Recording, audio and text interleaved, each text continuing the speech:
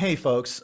I just got off a call with Casey Brown. Now, you may know Casey is one of the premier voices in pricing and commercial excellence. So, Casey and I talk every now and then, and this time we hit the record button. I think you'll enjoy it. I'm wondering if you're seeing some of the same things that I'm seeing. And so, to do that, I'll just lay it out Hmm. and say that I'm seeing two things, two needs from the marketplace. Hmm. And one of them is somewhat transformative. I'm going to put a couple of caveats on that one. Yeah. And the other one is supportive.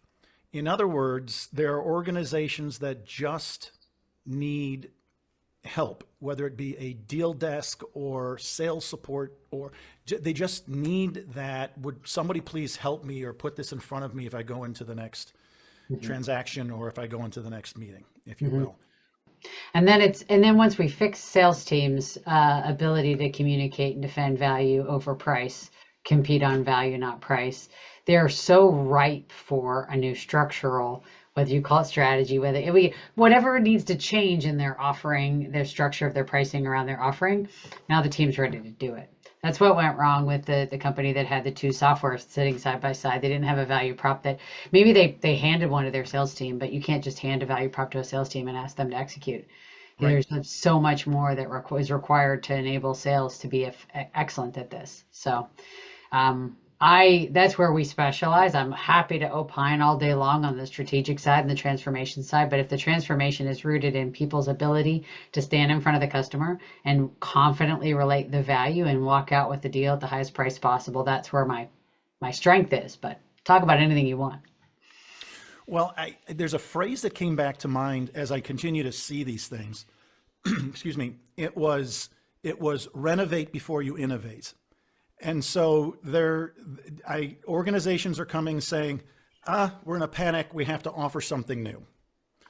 And the response that I have is, do you actually have your house in order where we can actually drive that through, right? Right. This is the new and shiny object that you want to offer. Do you actually have the infrastructure? Yeah, it's often better to I won't say do nothing rather than do something wrong. It is generally better to do nothing to do something wrong, but that's sort of a false choice. I think there's always another option, which is like what is a smart way to invest time, effort, money, resources, team goodwill, client goodwill. Like let's make those decisions. Love that. Love that. And thank you for saying that because it provides me a better way of thinking about where pricing sits. And this is where I struggle a little bit, where pricing sits in the overall commercial excellence Yeah. space. Well, I And think we have certainly historically worked with very different size enterprises, and I don't know who you're working with in the past year because we haven't oh, connected. But my sense is that certainly your experience and probably a lot of your focus is upmarket to mine. So I don't think that necessarily means the answer is wholesale different, but I don't think many smaller organizations are as thoughtful as big organizations. Not that it's all perfect in the big organizations, I know better, but maybe a little bit more thoughtful about that question. Like, where does this sit in the commercial process and in the space of commercial excellence? What role does pricing play? Be it an arbiter of value, be it a stopping point somewhere. It's well, one foot in sales, one foot in finance. Back when I was in corporate America, the sales team called the pricing department the SPD, the sales prevention department. I think mm-hmm, I've told you that joke before. So, mm-hmm. like how do you and then what role do they play in either setting policy or is it carrot or is it stick, right? There's so many very interesting questions about the positioning of pricing inside an organization. Who do they report up into? How much discretion does the sales team have? What are the policies and processes by which their exceptions are granted? Like I can geek out about that all day long. Oh, me too. Me too. Well, as you said that last part, I'm of a mind of, boy, and who, somebody turned out one of these statements. It was a couple of weeks ago that had to do with your best salespeople if actually held to the standards of your pricing, would never get anything approved. And I went, huh, that's an interesting thought. Because they're out there trying to work a deal, especially in organizations that are growing to a point where they need some sort of portfolio management. It strikes me as, how do you give your best salespeople what I call the freedom of the frame, which is, I'm not going to have every deal you bring back under review. How is it that I could push more P&L mindset to you? 100%. Oh, by the way, I love this question. Oh, go ahead. Let's get to it. Just by the way, I just wanted to clarify. Over the last year, the largest organization I've served is just over $1 billion. And therefore, I'm about hip deep inside of mid-market and the PE might be larger than that in terms of under management, but it's all portcos that are struggling to turn themselves around. And therefore, there's another thing that I want to pass by you too, and not pass up where we just were, which is this notion of, I'll give it to you straight. Large corporations, Fortune 1000. Yes. Fortune 1000 is plan and transform. Plan and transform. It's all about huge transformation done at scale. I have never liked that. Mostly because it doesn't work. Right. I think I've found my peeps. Yeah. Because to me, it's all about test and scale, or prove and scale. Show me that it works. Right. And I've adopted this phrase called 1-3 many, which is do it once, make sure that there's no fluke, and then let's figure out how to scale it. Now, it's not exactly that, but it's something that catches. As a framework, I totally get it. Yeah. Yeah. Well, let me come back. When you said you because I've got comments on both of those points, and I love to dig a little deeper. So on this issue of like, how do you, if the spectrum, on one end is salespeople have no discretion at all. Every single thing is dictated to them. They're nothing more than a courier of information back and forth between the customer and the ivory tower. And, very few businesses does this make sense. I've seen almost none of that in the B2B space. It just doesn't really work. The other end of the spectrum is Wild Wild West. Salespeople do whatever they want. There's a lot more examples of this in the real world, I think, than the other. Also not great. I generally think for most businesses, the right answer is somewhere in the middle. And then, of course, then the devil's in the details. It's easy to say, neither end of the spectrum. Okay, great. How do I design that in? And I would say that there's a structural answer to this, but far more important is a qualitative answer I would lay on top of it, which is structurally, I love a system where 80% of the deals go through without a lot of extra machinations.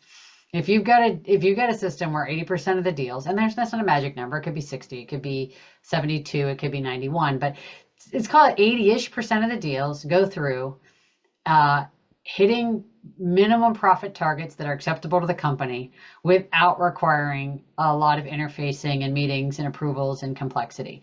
And 20% of it, by the way, if that number is 98%, you and I know this, John, then you need some exceptions to prove the rule. If you're not getting enough exceptions, then the whole price point's too low. You've got to prop the baseline up such that you need to have exceptions to dip down when strategically and commercially required. So that's the structural answer. And again, 80% isn't magic, but if 85% of your deals are getting approved through some complicated process, either your structure's wrong or your sales team's wrong. And I don't mean they're the wrong people, but something's very wrong with the design. So that's the structural answer to it. But I think it's almost the easy way out. It's sort of like if the only reason people are doing things is because they have rules, then we've missed the boat. And I think back to when I was the pricing manager at a Fortune 100 company where we had never had a pricing floor before. We had margin targets, but really nothing stopped them from violating the target. And all of a sudden, this floor was put in, and below that number, you have to get a district manager approval, and there was a workflow through our CRM and blah, blah, blah. All of a sudden, this meaningful percentage of the deals started coming 1 nickel above the floor. And I say, oh, did the market shift? Did the customers suddenly become willing to pay this number exactly? Like, no, it was an arbitrary line. The salespeople hated the approval process, and they suddenly figured out how to. So what a damning reality if we rely exclusively on the structure to do the work. I think then it's infantilizing our sales team. We're overpaying them, because if all they're doing is winning business on price, then they're just they're just taking orders. They're not selling. Correct. So I think the real answer to that is not structure, although structure is an important piece of it. It's you want your team not to need the floor to stay off of it. Okay. If I might, you can go ahead and reject this idea, but it's something I've seen, and let me know if I'm just not going in the right direction with you. What I've found that in organizations that have come to over-rely on the floor, you're also giving everybody else an excuse. It becomes gravitational, where everybody else 100%. Then is drawn to the floor. And all of a sudden, all the great deals out there that were generating great margin because we had a customer that was willing to pay has basically been given a pass because at least it's above the floor. If we've created a window of what's acceptable, then how can we have a right to be mad when they come in at the bottom end of what's acceptable? Is kind of the point I think you're making, which I completely agree. It has a gravitational effect on the top of that. But when my reason for sort of mentioning that some of these bottom, these otherwise below the floor deals suddenly came above the floor is not evidence that it worked, although I suppose it did get us extra nickels on those deals. It was evidence that there was always the ability in the marketplace to charge that. There was always the ability in the marketplace to charge it. We just didn't ask for it. We didn't defend it. We didn't fight hard enough for it. We gave up. Now, as soon as there was a painful enough reason not to do it anymore, that drove it. So if that's possible, then what would happen if that 4 or 5% higher, or 5% higher than that, right? So I think like relying on structure for your sales team to be excellent is abdicating responsibility. Right. Absolutely. Now, if we could branch off that real quick. Yes, because you got your second point, or you want to branch off and we'll come to the second point. No, branch off in another direction. Yeah, let's do it. I'm going with you. Okay, so here's the thing. With all of these clients that want to bring this new product to market, I've said, well, then we have to consider the entire waterfront. And are you going to incent, and that can be defined a bunch of different ways, are you going to incent based on the new behaviors? Example, we're going to have a value-based selling process now. Great.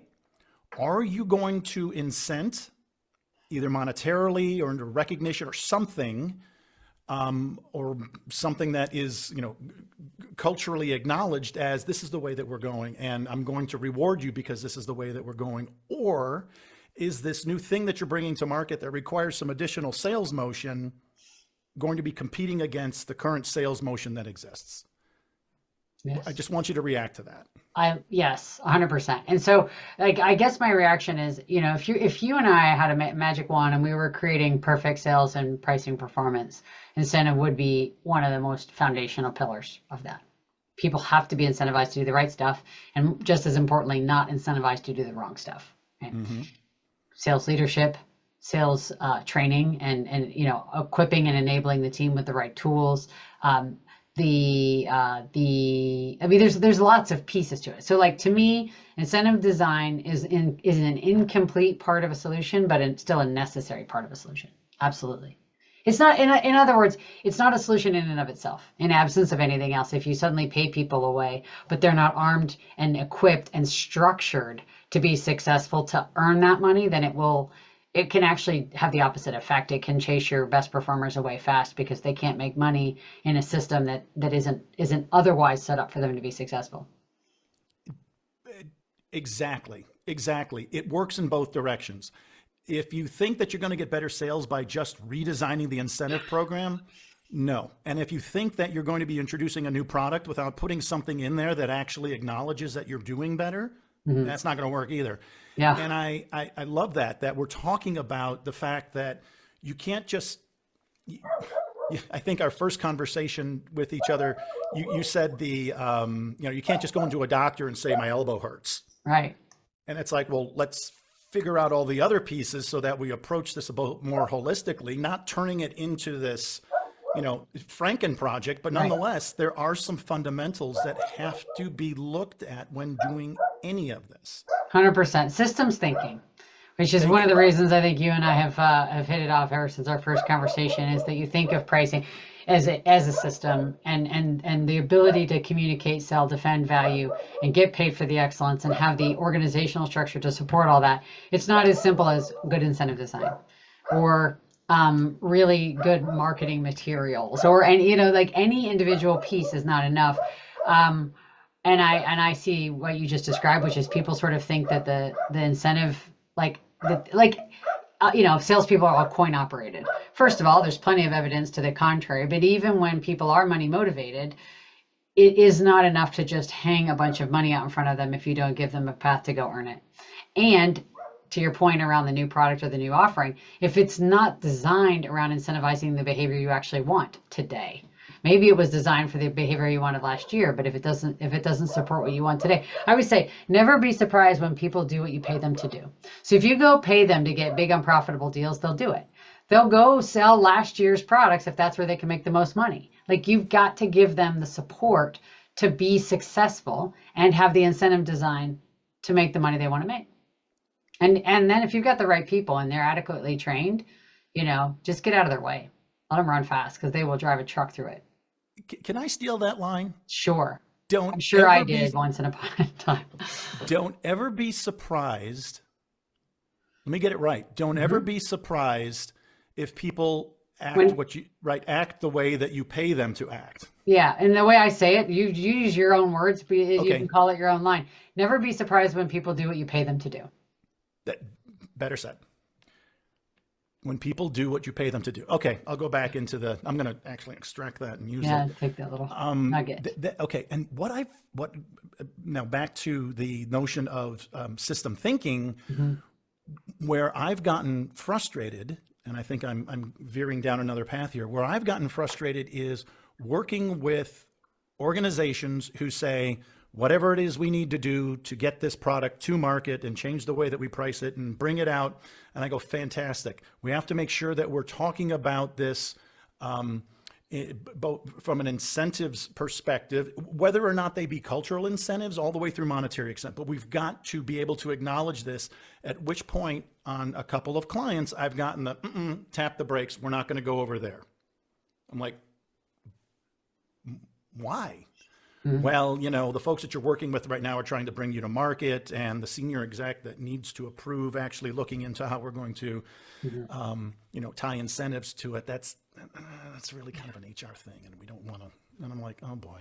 That's one of the reasons the small and medium sized privately held business is the place to play, because you have less of that, far less of that. It's just you get the right people, you get the right smart people in a room, and make some decisions, and things happen fast. I've lost been away from corporate America for 15 years now, and I've lost all tolerance for that kind of bureaucracy. It drives me crazy because it leads to bad decisions, and I can't co-sign on a bad decision. Well, are you seeing differences between small to medium sized companies and portcos held by PEs? Well, I mean, many of them are also small and medium-sized companies, certainly. But yeah, I would say so, yes. And I think I don't want to paint anybody with the same brush, meaning I've worked with plenty of portcos, and one could be very different from the next. And a lot of it has to do with the flavor of the PE firm that holds them, right? Like, different PE firms have very different cultures, different relationships with how they interact with their portcos. Some are very prescriptive and very parochial, and others are much more like, here's what we want to have happen. Here's the numbers we're trying to hit. We're here to help you. You decide how to get there. Let us know how we can be supportive. So more teacher guide versus, principal of the school versus different kinds of roles, right? I would say though, one thing I see across PE firms, lot of Wharton grads, a lot of Stanford, a lot of Harvard, a lot of people with very, uh, very perceptive and keenly, very finely sliced understanding of really great business strategy because they've been exposed to all the case studies they've learned, right? Many of them came out of McKinsey or wherever, right? All very good. What I find that and maybe this is just my lens because of what I believe the biggest opportunity is for most teams that struggle with pricing, is that they're looking for a very academic or strategic answer to a problem that is sometimes quite practical.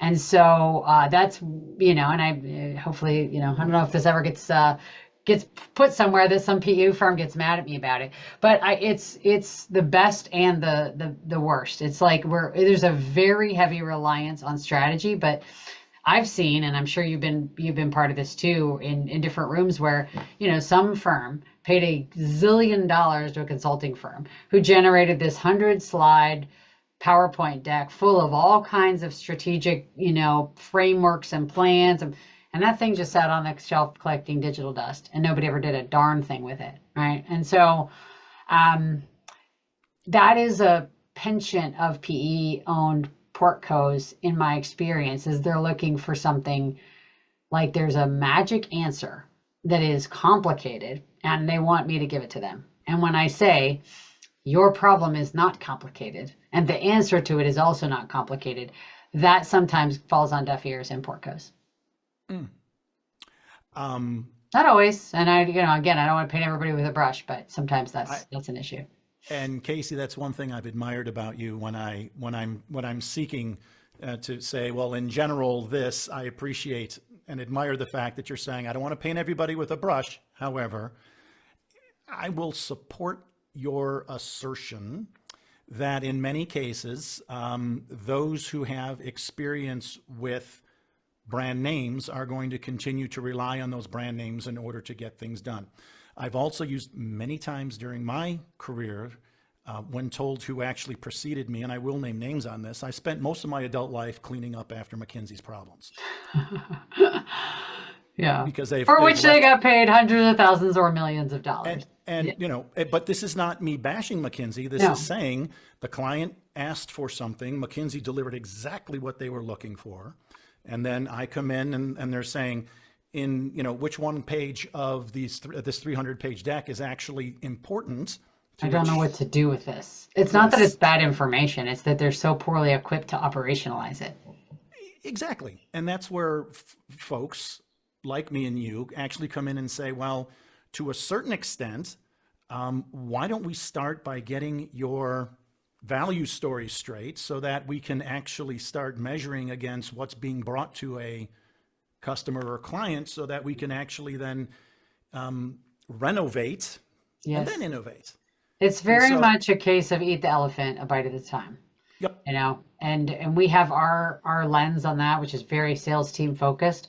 That is one bite you can take of that elephant if you want to start there or go there next after you tackle something else. Like we talked about incentive design already. We've talked about offering design and pricing structures, whether that be, you're trying to do some recurring revenue thing, fixed fee, hourly, by the unit, by the whatever, all of that stuff. We don't have to fix everything today. Mm-hmm. What is one meaningfully helpful activity we can take that is going to move us closer? And I think that often informs the next step. And that's kind of back to your 1-3 many thing. It's like we can learn and iterate as we tackle different parts of this problem. So number one is it informs it. And number two, it often pays for it. Well said. Thank you. Yes. The self-funding associated with a lot of the things that we do should be looked at as, well, what do we choose first? It's like, well, are we tight on money? Why don't we go after that? I was just thinking, as you were describing who you're serving, back to my own, and I never got that far up the pricing ladder in my corporate days before I went out and hung out my shingle as a consultant. But I was, director level pricing person, and at a Fortune 100 company, and And I just remember thinking like if the sales team can do this, I can be the hero because I know I have a super amount of analytical firepower. I'm an engineer by training. I'm a Six Sigma black belt under GE Jack Welch days. I mean, I statistical analysis, segmentation analysis, elasticity calculations were my jam. When we brought in one of the big when I we am brought in not one of the big worthy. software companies to one of the packages, I was in there with their quants, kind of picking apart the model and saying, I thought you said it worked like this. It looks like it works like that. And they were just like, no, none of our clients ever ask these questions. I mean, I'm just a D. So, but my reason for sort of saying all that is not to glorify my analytical skills. It's more that like I knew what to do. I knew how to do it. And then I was putting it in the hands of the team. And I don't know. Don't mean to say this in a self-serving way at all, but I mean, if anybody that you are serving is feeling like the sales team is the reason they're not successful as they could otherwise be, there is a solve for that. Um, and it's uh, so fast and affordable to do it. What you're saying is what I'm seeing. And that's to not to blow any smoke, but most organizations that get to the point where they're like, I got to put some discipline in pricing, are saying in almost the same breath, or not saying and should be saying, I got to get some discipline into the field. Because until I get discipline into the field, I could price anything or package anything anyway. And quite Well, frankly, you've probably heard me say this analogy. It's like giving the keys to your Ferrari to the toddler. If you haven't trained them, if you haven't got their hearts and minds, and I'm not trying to say that to dismiss or insult the sales team. There's a lot of reasons this is tough for them. It tends to be an area of weakness for most sales teams for all kinds of reasons, which we don't have time to go into right now. But if you can give the driver's license to the kid, the camera you already have is more than good enough. And that's kind of back to that, like the enemy is or the perfect is the enemy of the good, back to the thing we talked about before, which is okay, yes, let's do systems thinking, but let's not let the fact that there are improvements that need to be made across the system stop us from starting somewhere.